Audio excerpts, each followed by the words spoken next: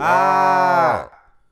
Alright, so now that I've got your attention, why don't we go ahead and do the video. Also, if I sound like sniffly or wheezy, it's because ever since I got back to the United States, I've just had an allergy to everything in the world. My eyes are puffy, my nose is runny, my knees are weak, my arms are heavy, and it's because of a cat. Okay, so we've done a video about mixing a guitar with 2 microphones, and we did that in the past, but what we're going to be doing in this video is specifically with 1 microphone, our trusty Rode NT1, and then we're going to go into some processing a little bit later, teach you a little bit on how to mix an acoustic guitar, because it's a lot different than electric guitar, and it's a whole animal all its own. If you've got a really dynamic acoustic guitar, like it fluctuates in volume between being particularly soft and then like a really loud strummy chorus, this is a really dynamic instrument with a lot of volume, and typically we're going to be using a condenser on it, and that's going to emphasize that dynamic trait a lot more than a dynamic would. And what that probably means is you're going to have to be using more compression than you would on something like a distorted electric guitar or even a clean electric guitar at times. So let's go over that question really quick. Why would we want to use a condenser over a dynamic microphone when it comes to an acoustic guitar? Well, there's a couple ones, but one of the main ones is the condenser microphone is pretty universally accepted as having more detail and more clarity than a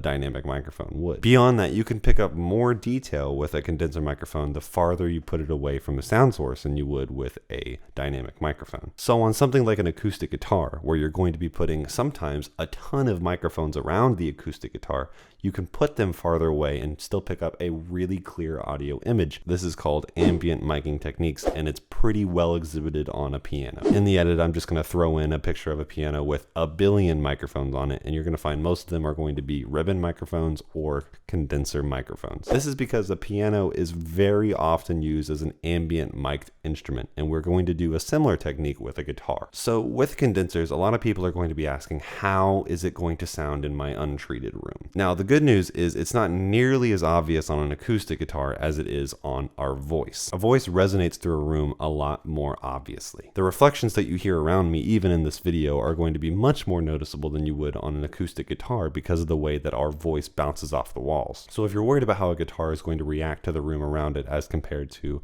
a voice, it will be present and it will be noticeable, but it won't be nearly as noticeable as it will on like a vocal. So there's a lot of different ways that we can mic an acoustic guitar, and I went over a lot of them using a dynamic microphone and a condenser microphone on the old video, on the 1 versus 2 microphone acoustic guitar recording. There's also a lot of techniques like Bloomline and A-B pair and all these different stereo pairs that you can make using a condenser microphone that we're also not going to be going over this video because this is specifically about a 1 mic setup. That being said, there are a ton of positions when it comes to acoustic guitar that you can place the mic, and they're all going to sound different. You have to remember that an acoustic guitar, just like a piano, is a resonance chamber. And what that means is you can put the microphone in a bunch of different positions on the acoustic guitar, and it's going to sound vastly different depending on the position. Now, there are a few standard positions, and there's one particularly that we're going to be working with in the mix. The one I find I use most is relatively simple. I want you to think of a triangle between the 12th fret, the sound hole,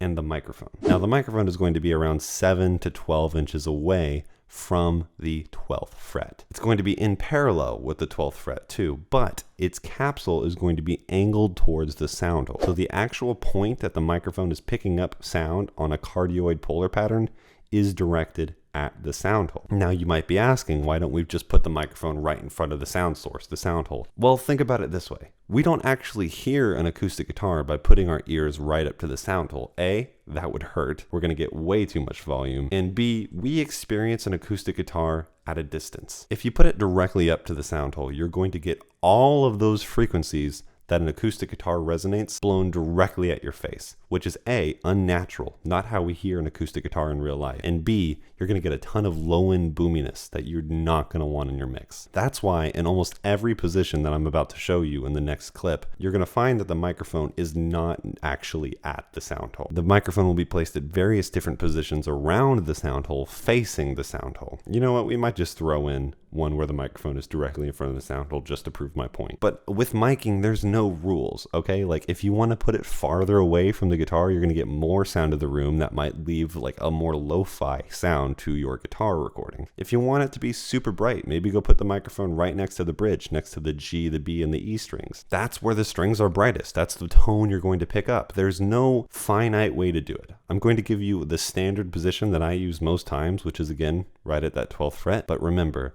there is not any simple way to do this. It's up to you to figure out your tone by position. All right, so let's give a few samples of a position and then we're gonna go into the DAW and do some mixing. Let's go.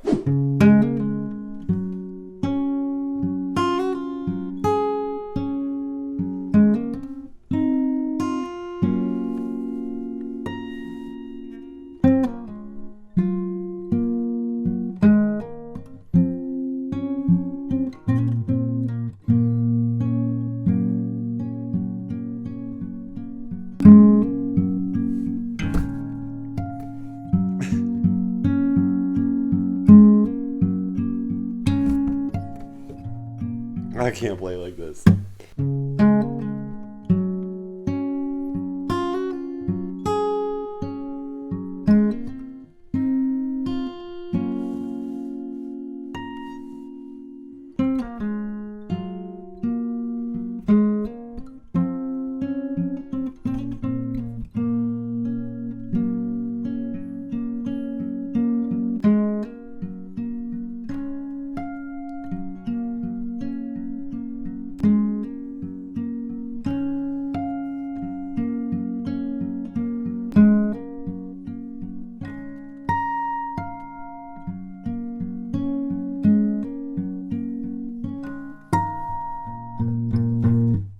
One thing to note is try and control your breathing, because I haven't been doing that as well as I should through this whole video.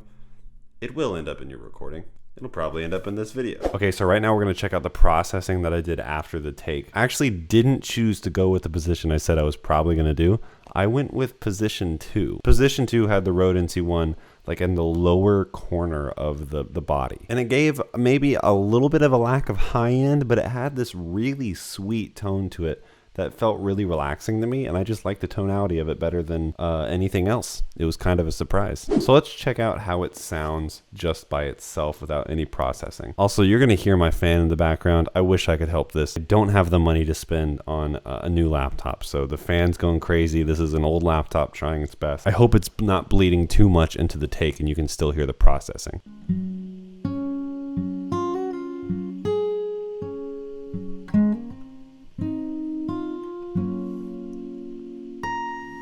Okay, so let's hear that same thing with all the processing engaged.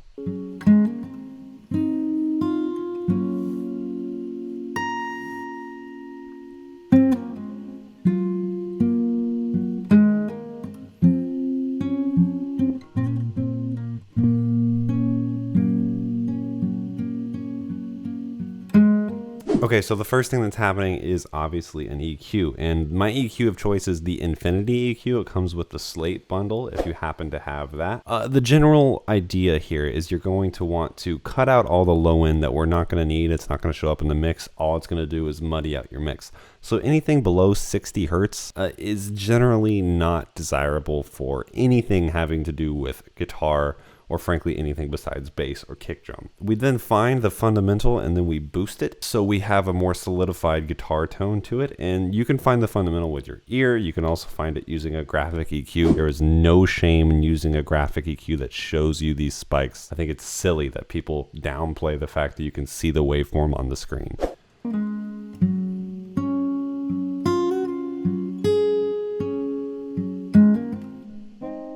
I found this to be just a little bit muddy. I'm soloing it right now so you can hear what I chopped out. We're decreasing it by around -3 dB, not much. And then everything else is literally just we're adding a shelf, so we're boosting it like 3 or 4 dB to add a little bit more clarity to what is kind of a more sweet, darker take. We're then going into my favorite compressor. If you're a fan of the channel, you already know this compressor, the FG-MU, based off of an old hardware unit that I still don't know. I need to figure that out. We're not really doing much. We've set the threshold so that it's actually going to bring out -1 dB on average of volume loss, except for when it's peaking. When it's peaking, it's going to take out around -3 to -5 dB, trying to normalize the signal, and we're not even boosting it that much. This compressor has such a character in its sound that you can definitely drive it a little bit crazy when it comes to like recorded instruments.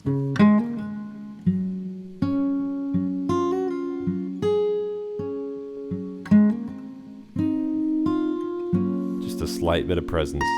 We've got TDR Nova on cleanup duty, the best cleaner around. Around the 1K mark, it got a little bit muddy, a little bit dirty, a little bit more pronounced than I would like it to be. But instead of chopping into my original EQ, I use a dynamic EQ to control that signal. So whenever it doesn't feel like there's an issue, we're not invading on the original EQs, like tonal crafting.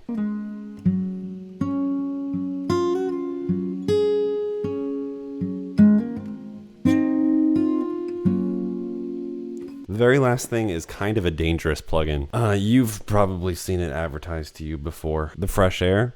You can see here, it's hardly doing anything. That's because I use Fresh Air often. I use Fresh Air a lot, but I don't use a lot of it because it's very drastic in how it changes your sound, but it's also a great way to build up a lot of noise floor. It's also a really great way to blow out your mix with a really harsh high end. So use it sparingly. It's a pretty powerful plugin, and it can really help you as long as you know when to kind of like throttle it back.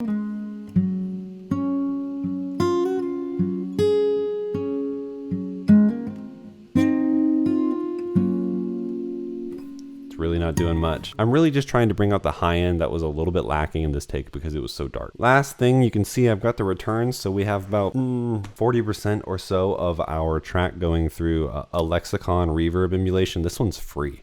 So if you want to go download it, it's great. It just doesn't let you change anything about it. I have to use the preset here. If I want to change the preset, I usually just add an EQ. And then work with it until I like it. And then for delay, we have the Amazon Echo. This is legitimately my favorite delay. It's free with Ableton. It's awesome. Again, let's hear all of that off and then all of that on.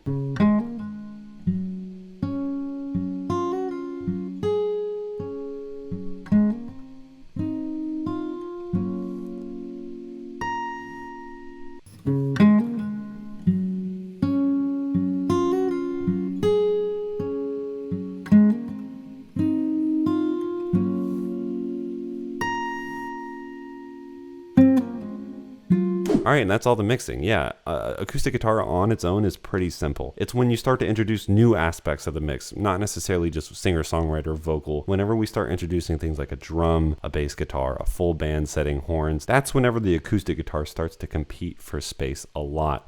And oftentimes the acoustic guitar loses. So we might have to cover that a little bit further in the future, but for now, these are kind of the basic steps to a mixed acoustic guitar. It's pretty simple, pretty forgiving too. You can do a lot of cool stuff to an acoustic guitar, and usually it's gonna sound pretty nice as long as it's not competing with anything. All right, next section of the video, which I think is the outro. All right, guys, I hope that was helpful. Please let me know any questions down in the comments down below. You can follow me on Instagram at RealAudioHaze. If you want to work with me on a mixing project or you want lessons, you can email me at realaudiohaze@gmail.com. And with that, I will see you in the next video. Goodbye.